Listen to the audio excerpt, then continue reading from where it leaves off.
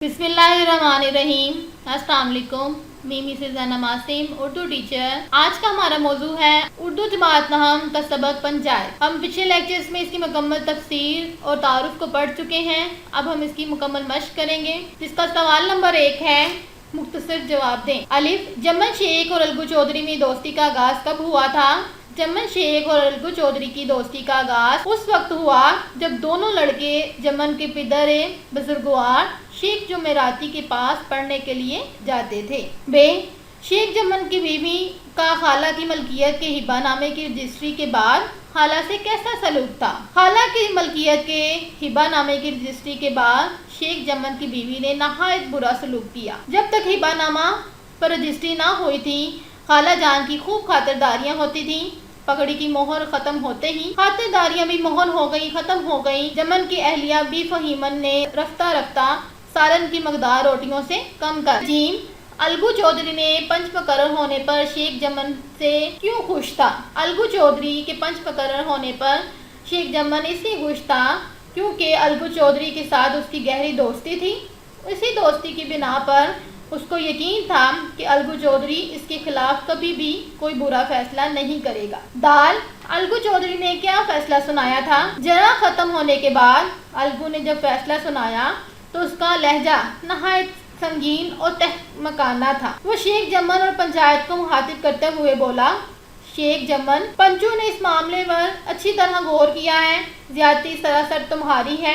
खेतों से माकूल मुनाफा होता है। तुम्हें चाहिए कि खाला जान के माहवार गुजारे का बंदोबस्त करो। अगर तुम ये नहीं मंजूर तो हिब्बानामा मंसूख हो जाएगा। हे, अलगू चौधरी का फैसला सुनकर शेख जमन का रद्द-ए-अमल क्या था? अलगू चौधरी का फैसला सुनकर शेख जमन सन्नाटे में आ गया। बाप से कहने लगे, भाई, इस जमाने में यही दोस्ती है कि जो अपने ऊपर भरोसा करे उसकी गर्दन पर छुरी फेर दी जाए। इस फैसले ने अलगू और जमन की दोस्ती की जड़ें हिला दी और जमन अलगू से इंतकाम लेने का सोचने लगा। वाओ, अलगू चौधरी ने समझू सेठ की बैल को क्यों फरोख्त किया था? अलगू चौधरी पिछले साल मेले से बैलों की एक अच्छी गाय माल लाए थे।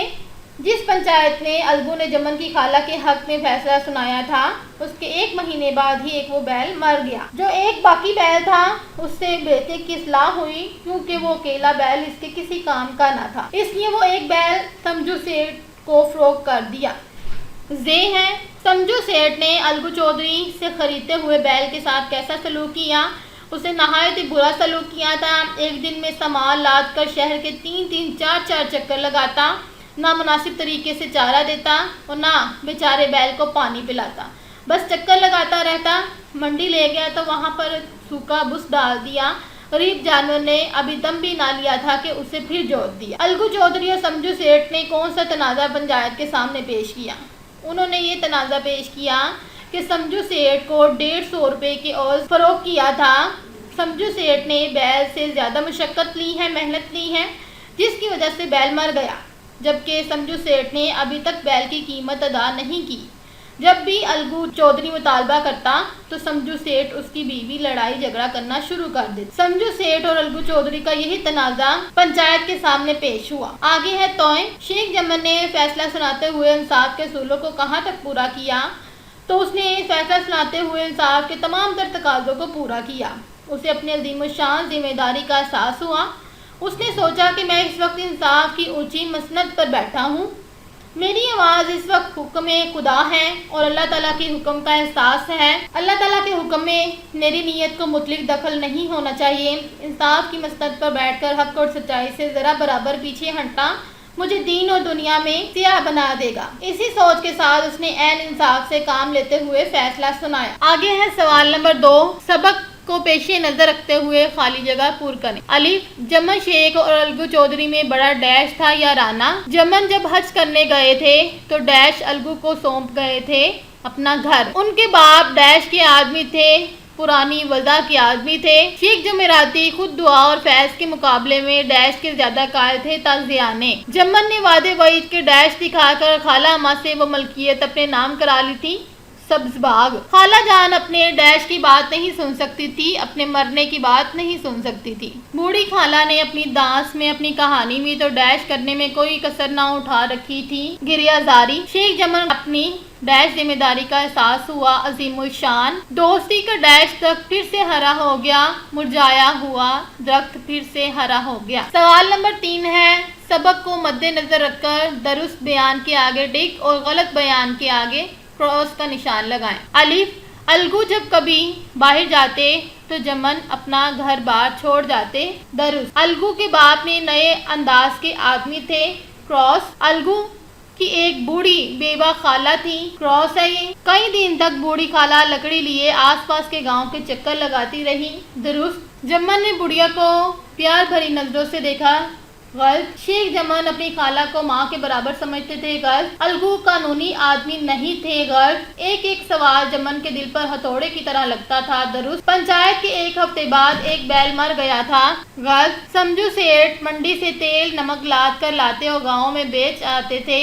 दुरुस्त, रामधन ने पहला नाम जमन का सुना तो कलेजा धक से हो गया। गलत, शेख जमन को पंच बनकर अपनी जिम्मेदारी का एहसास ना हुआ। गलत। सवाल नंबर 4 है, मदरजा झैल अल्फाज के मानी लिखें। साझा, मुश्तरका, एक जैसा। जानवाए अदब, तय करना, अदब के साथ बैठना। वज़ा, शक्ल या हुलिया। रफ्ता रफ्ता, आहिस्ता आहिस्ता। सुलह पसंद करने वाला। ताहीने हयात, जब तक जिंदगी रहे। पंचायत करने वाला। सवाल नंबर 5 है, मदरजा झैल अल्फाज की मोनस लिखें। मुज़क्कर मोनस है, यहाँ पर मुज़क्कर बयान किए गए हैं, उसका हमने मोनस बयान करना है। सबसे पहले आएगा उस्ताद, उस्तानी, शेख, शेखानी, चौधरी, चौधराए, सेठ, सेठानी, बैल, गाय। सवाल नंबर है 6, अराब की मदद से तलफ़्फ़ुज़ वाज़े करें। ये आप लोगों का अमूमन तो 9th क्लास में नहीं होता, आपकी 10th क्लास में यह सवाल आता है जो अराब लगा के उसके वाज़े करना होता है, लेकिन हम इसको करेंगे। पहला है वज़ा, वाव ज़बर, ज़्वा ज़बर आइन, वज़ा। तहसीले इल्म, ते हे स्वा ज़ेर ये, लाम ज़ेर, आइन ज़ेर लाम मीम, तहसीले इल्म। फरोगज़ाश्त, फे ज़ेर रे वाओ, गाफ ज़बर, जे ज़बर अलिफ शीन ते। पुरसिश, पे पेश रे सीन ज़ेर शीन, पुरसिश। तस्फिया, ते ज़बर स्वाद, फे ज़ेर ये ज़बर है, तस्फिया। रसूख, रे ज़बर सीन पेश वाओ, खे, रसूख। मुंतिक, मीन पेश नून, तोय ज़ेर काफ, मुंतिक। तहकमाना, ते ज़बर है का पेश मीम ज़बर अलिफ नून ज़बर है, तहकुमाना। मुबाहिसा, मीम पेश बे ज़बर अलिफ है ज़बर से ज़बर है, मुबाहिसा। सवाल नंबर 7 है, इस सबक का खुलासा लिखें। पिछले लेक्चर में मैं आपको इसका मुकम्मल खुलासा बयान कर चुकी हूँ। आगे है सवाल नंबर 7, इबारत की तशरीह करें, सबक का उन्वान और मुसन्निफ का नाम भी तहरीर करें। यह आपको नीचे इक्तबास दिया गया है जो शुरू हो रहा है, भैया जब से तुमने से लेकर हक और इंसाफ की ज़मीन पर खड़ा था, यहाँ पर ख़त्म होता है। आपने इसका सबसे पहले सबक का उन्वान लिखना है जो कि है पंचायत, और मुसन्निफ का नाम आपने तहरीर करना है, मुंशी प्रेमचंद। उसके बाद इसका सियाको सबाक लिखना है और फिर इस इक्तबास की तशरीह बयान करनी है। सवाल नंबर 9 है, झैल में मुख्तलिफ मुहावरों को 2-2 जुमलों में इस्तेमाल किया गया है। नीचे जो दिखाए गए हैं जैसे सब्ज़ बाग दिखाना, ज़ख्म पर नमक छिड़कना, बगले झांकना। दुरुस्त इस्तेमाल के आगे हम टिक लगाएंगे और गलत बयान के आगे क्रॉस का निशान लगाएंगे। 2 जुमले हैं, सब्ज़ बाग दिखाना, पहला उसका अलिफ है, अकरम ने मुझे मुल्तान में अपने सब्ज़ बाग दिखाए, जो कि गलत है। सियासी लोग सब्ज़ बाग दिखाकर अवाम को लूटते हैं, ये दुरुस्त है। दूसरा जुमला है, ज़ख्म पर नमक छिड़कना, अलिफ उसका, साथ ने मेरे बाजू के ज़ख्म पर नमक छिड़क कर तो मेरी चीखें निकल गईं।